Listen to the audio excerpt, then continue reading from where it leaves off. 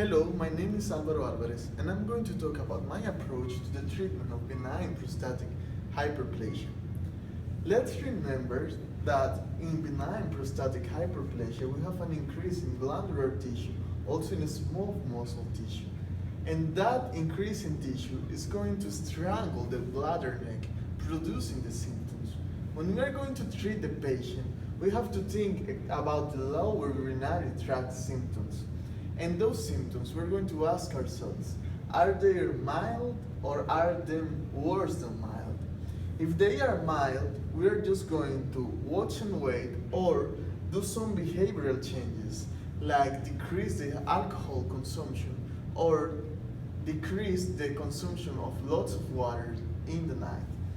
If the symptoms, however, are worse than mild, and we know that because the American Neurological Association Symptom Index, that's low yield, but in order for you to know how you differentiate that from that, when we have something that's worse than mild, we're going to think about medication.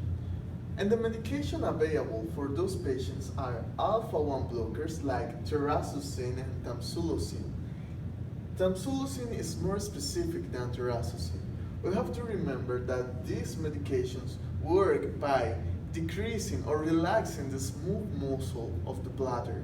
They could cause orthostatic hypotension in the first dose of use, and they work immediately, different than 5-alpha reductase inhibitors. These avoid the conversion of testosterone to dihydrotestosterone, and there is finasteride and dutasteride. You have to treat the patient for at least 3 months in order to know if the medication is working. And remember that finasteride is approved by the FDA for male pattern alopecia. If the symptoms, however, are refractory even the use of medication, or are symptoms that are worse than mild, but there is renal impairment due to BPH, or there is recurrent infections or stones, or gross hematuria or bladder diverticula, we have to think about surgery. And when we think about surgery, we have transurethral resection of the prostate. Third, we could do a procedure using vaporization or laser.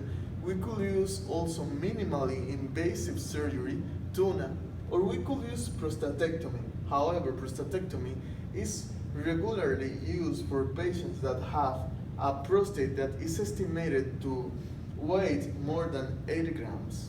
Thank you.